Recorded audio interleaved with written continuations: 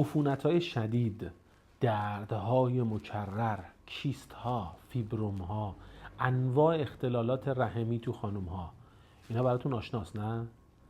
خیلی از خانم‌ها، طیف زیادی از خانم‌ها برای همین دردها سال‌هاست از این دکتر به اون دکتر، از این کلینیک به اون کلینیک دنبال راهکار قطعی و تموم شدن این ماجراها میگردن.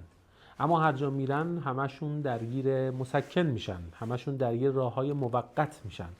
نمیدونن ریشه اینها تا شناسایی نشه، تا بالای 99% کسایی که تو خانم‌ها این مشکلات دارن نمیدونن که یه سری باگه‌های رفتاری تو سبک زندگیشون هست که مثل یه چشمه جوشان این دردها رو داره تو بدنشون به وجود میاره و تا این چشمه‌های جوشان خشک نشود برنامه همین بساط هست که هست. توی این ویدیو میخوام مفصلا در مورد دوران قاعدگی و اتفاقاتی که توی بدن خانم ها میفته توضیح بدم و بگم که چه فاجعه ای با رعایت نکردن این نکاتی که میخوام بهت بگم و اون لیست سیاه خوراکی هایی که تو انتها خواهم گفت برای خانم ها رقم میخوره.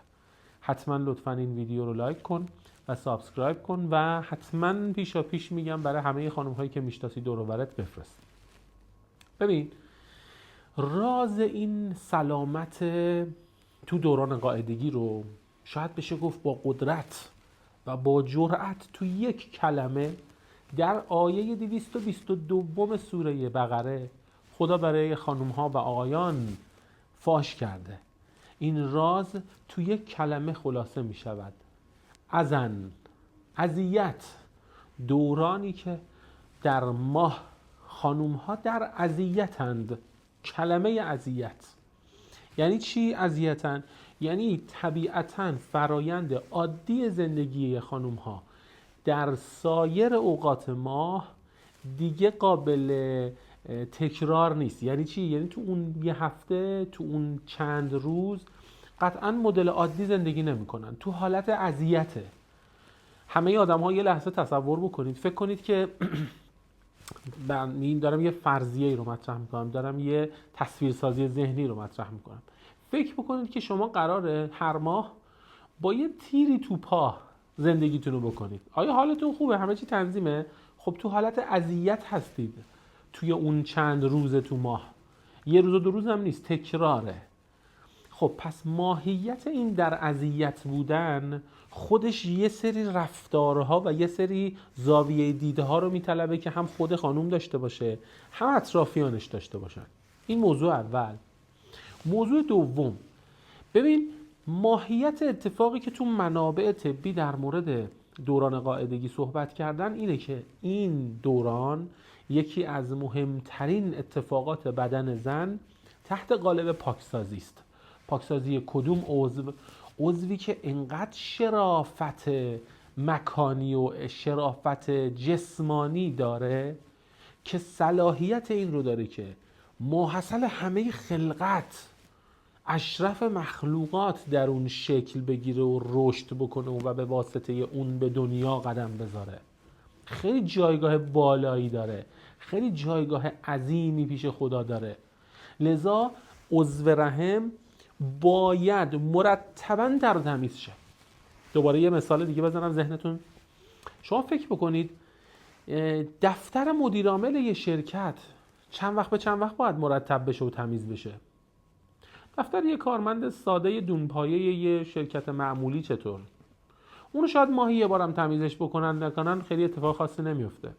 ولی دفتر رئیس و مدیر عامل کل، مثلا فرض کنید راهن کل کشور، باید روزانه مرتب بشه و تمیز باشه. چرا؟ چون خب جایگاه مهمیه، آدم مهمی اینجا هست. حالا این شد وزیر راه چی؟ این شد رئیس جمهور چی؟ چقدر شأنیت و جایگاه مهمتر میشه. فقط من اینو به عنوان مثال دارم میگم.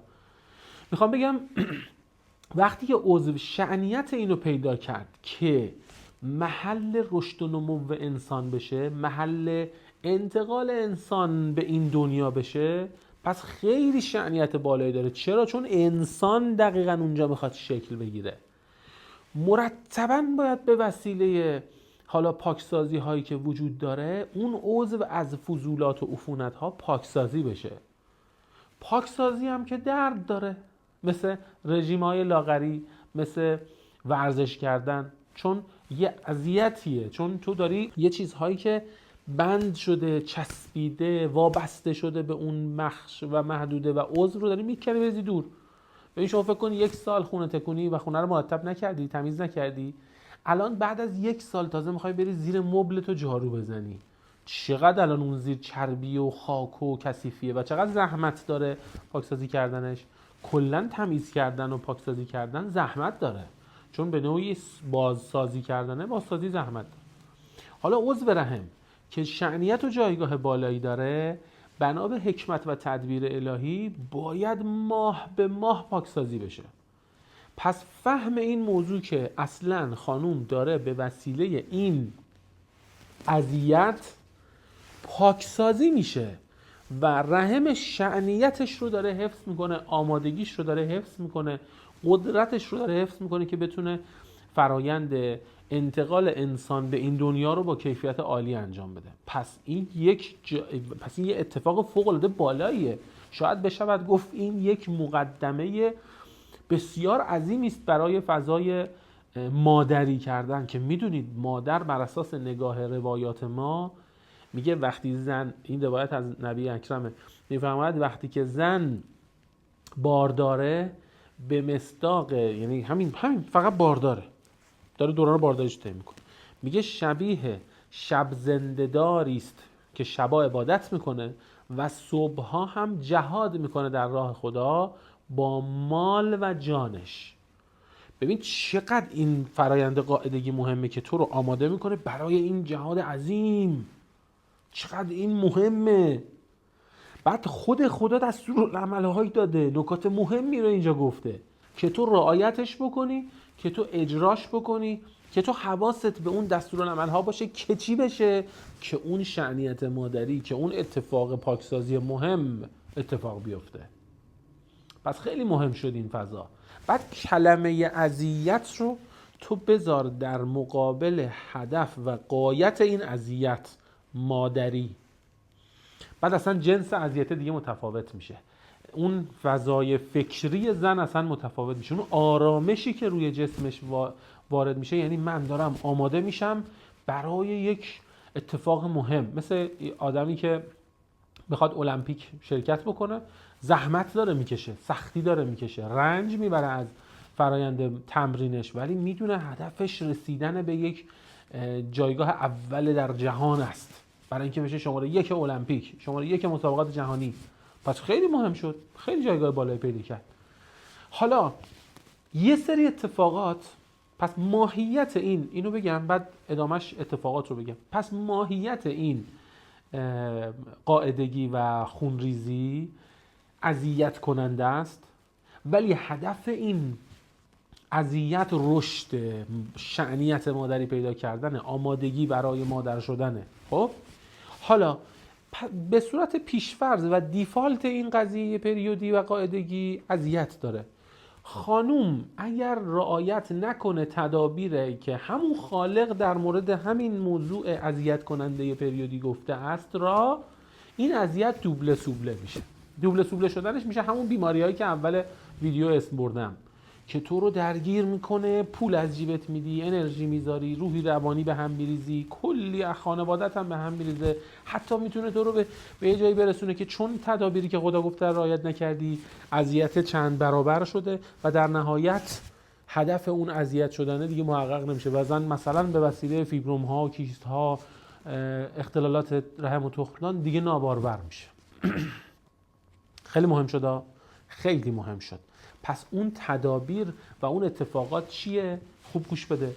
ببین ماهیت فرایند بارداری، ماهیت فرایند پریودی اینه که حرارت از عمق تن به سطح منتقل میشه، مخصوصا تو ناحیه رحم. از عمق تمام سمومات و فضولات رو بدن به وسیله انتقال حرارت از عمق بدن به سطح با خودش تخلیه میکنه. مثل لوله گرفته آبی رو تصور بکنید که جرم گرفته، شما از ابتدای لوله با یه فشار قوی یه حرکت و یه انرژی رو به پشت این رسوبات توی لوله وارد میکنید که از اون سمت لوله این فضولات بزنه بیرون. این حرکت و این قدرتی که شما به وسیله آب یا هر چیزی وارد میکنید همون مصداق عینیش میشه همون حرارتی که از عمق به سطح میاد. هر کاری کمک بکنه که این حرارتی که به سطح داره میاد کمک میکنه به پاکسازی بهتر. گفتیم دیگه پریودی یک اذیتی است که ما رو پاکسازی میده، یعنی خانم ها رو پاکسازی میده برای مادر شدن. حالا هر کاری که برعکس این اتفاق رقم بزنه، یعنی حرارت رو بفرسته تو عمق، ماجرا رو سخت میکنه، ماجرا رو اذیت رو 2 برابر میکنه، چون یه حرارتی داره میاد از این ور به سمت بیرون هدایت بکنه سمومات و فضولات و اضافات رو. حالا شما فکر کن یه سردی و برودتی بگه حرارت برگرد برو سر جات. همین اتفاق ساده، همین تحلیل، همین عرض کنم بیان ساده با یه اتفاقات ساده هم رقم میخوره، ولی خروجی های افتضاحی داره. مثل چی؟ مثل ارتباط زیاد خانوم با آب. اصلا چرا خدا از خانوم ها نماز و روزه نخواسته توی دوران قاعدگی؟ چرا خیلی از عبادت ها برداشته شده؟ چرا میگن زیارت امام معصوم نمیتونی بری زیر قبه و بچسبی به ذریحش؟ چون مقدمه زیارت، چون مقدمه نماز و عبادت طهارته و برای طهارت تو باید با آب ارتباط داشته باشی. لذا اینجا به شما میگه که چون آب و به معنای واقعی کلمه غسل کردن، نمیدونم شستشوی بدن، همین حتی شستشوی بدن تو سرویس بهداشتی، همه اینها از اون جنس ارتباطاتیه که آب که سرماش به پوست میخوره، به جلد بدن میخوره، گرمایی که حالا اومده به سطح برای تخلیه رو میفرسته تو عمق. شما فکر کن خانم تو دوران قاعدگی هر روز حمام میره. چرا؟ میگه من نمیتونم، کثیف، بو میده، نمیدونم اذیت میشم، و میره حمام. همین حمام چون فرایند پریودی تخلیه کامل و مفصل عفونت ها و سمومات و کیست ها و عواملیه که همه این دردها رو میسازه از رحم، آب که به تن میخورد اون حرارت رو به سمت عمق میفرسته. یعنی چی؟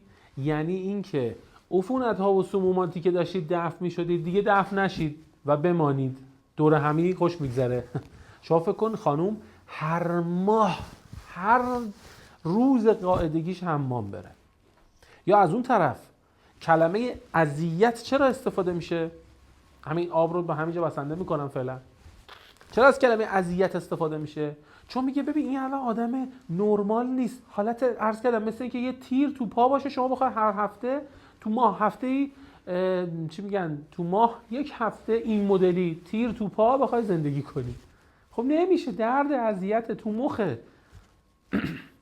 حالا خانوم با این حالت اذیت باید ظرفا هم بشوره، باید لباسا هم با دست، حالا حتی قدیما به قول قدیمی‌ها با دست بشوره، باید خیلی کارا و فعالیت‌های عجیب غریب بدنی انجام بده. نه دیگه، قرآن گفته اذیته. یعنی چی؟ یعنی آی همسرش، آی دخترش، آی پسرش، آی خانوادش بفهمید این تو اذیته، شما کمکش بکنید. شما دیگه سردی بهش اضافه نکنید، شما ضعف بهش اضافه نکنید، ظرفا رو شما بشورید. چرا؟ چون مقدمه ظرف شستن ارتباط با آبه. بعد این ظرف بشوره تمام ناحیه دل و پهلو و شکم و ناحیه زیر نافش همه خیس میشه، دستاش همش تو آبه و این ارتباط با آب ضعیفش میکنه. همون جلوگیری از خروج حرارت و تخلیه سمومات اتفاق میفته. اگر جلوش گرفته نشه آسیبای جدی داره. پس ببین دو تا چیزو با هم همزمان گفتم. یکی این که ارتباط مستمر با آب ممنوع، فقط در حد یه وضو گرفتن که اونم کمک بکنه صرفاً من باب ضعف‌هایی که میتونه انسان تو مباحث متافیزیکی مبتلا بشه. یعنی وضو بگیره که یه طهارتی نمیشه طیب و طاهره، ولی یه حد اقل‌هایی رو حفظ بکنه برای خودش، برای اینکه چون تو دوران قاعدگی زن به شدت آسیب پذیره تو موضوعات متافیزیکی، یه طهارت حداقل اولیه رو حفظ بکنه. این اشکال نداره در حد وضو داشتن، ولی نه اینکه دیگه هر روز حمام، هر روز شستشوهای سنگین، این غلطه. و نکته دومی که گفتم خانواده بفهمن و بدانن او در حال اذیته، کمکش بکنن، هم با اینکه یه گوشه از کار رو بگیرن، هم مخصوصا همسر اون خانوم یا حالا مثلا پدر اون دختر، با کلام بهش گرما بده، چون تو حالت ضعفه، تو حالت سردی و سستیه. با کلام بهش گرما بدید، با محبت کردن بهش گرما بدید، با توجه کردن بهش گرما بدید. این کمک میکنه که او وقتی ببینه، آدم دیدین میگن وقتی توی شرایط سخت اطرافیانت کمکت کردن، اون آدم، اون رفیق، اون دوست، اون فامیلی که تو دوران گل و بلبل هم کمکت میکنه. خانوم على اساس برنامه نویسیش اینه که میداند الان تو حالت اذیتم، هر کسی توی این حالت اذیت منو کمکم کرد، منو فهمید، تو دوران غیر اذیت من براش سنگ تموم میذارم. لذا من توصیهم به آقایون اینه، اگه میخوای آرامش زندگیت هم برقرار باشه، رنگی باشه زندگیت به قول معروف تو همه ابعاد، خصوصا تو ابعاد جنسی، حتما سعی کن تو دوران پریودی خانومت براش سنگ تموم بذاری، کاراشو بکنی، تحویلش بگیری بیشتر از آن چیزی که بود. و با چشمتون خواهید دید تو دوران غیر پریودیش چقدر حالش با شما خوبه، چقدر شما رو خوب میبینه و درجه 1 میتونه بهتون کمک بده.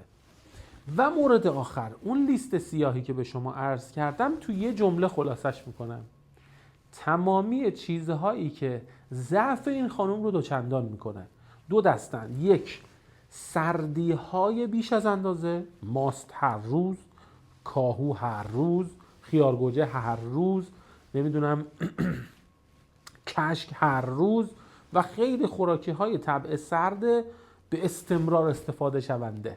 این غلطه. از اون طرف ادویجات تند و تیز خیلی داغ هم ممنوع، چون به شدت خونریزی رو زیاد میکنه. بعد اون وقت ماهیت خونریزی زیاد خودش دوباره ضعف میاره، کمخونی میاره و بیحالی میاره. پس خیلی گرم ها و خیلی سرد ها، اونم استمرارش، اونم ممنوع و عارضه ایجاد میکنه. حالا شما حدیث مفصل بخواید ببینید چقدر خانوما تو دوران قاعدگی این مواردی که عرض کردم و اجراش میکنن یا حواسشون بهشون هست. غالب خانوم هایی که دچار اختلالاتی بودن که تو اول ویدیو گفتم، این نکات و ریزکاری ها رو یا کامل انجام نمیدن یا اصلا نمیدونن چی هست که بخوان کامل انجامش بدن. این نکات و نوع نگاه فقط در مکتب پیشرفته توحیدی پیدا میشه. حتی دست بسیاری از مکاتب پزشکی و طبی دنیا توی این نکات خالیه. روی ببریم به سمت آنچه که خالق گفته. تو همین دوران اذیت خواهید دید که چقدر همین دوران اذیت زمینه رشد و قدرتمند شدن و حال خوبه. حتما یک ویدیویی که در مورد اینکه خانم ها میتونن حجامت بکنن یا نه، که یه ارتباطی وجود داره بین این محتوا و اون محتوای اون یکی پست، ببینید و اون رو هم تا انتها نظراتتون رو در موردش برام بفرستید. ارادتمندم. یا علی.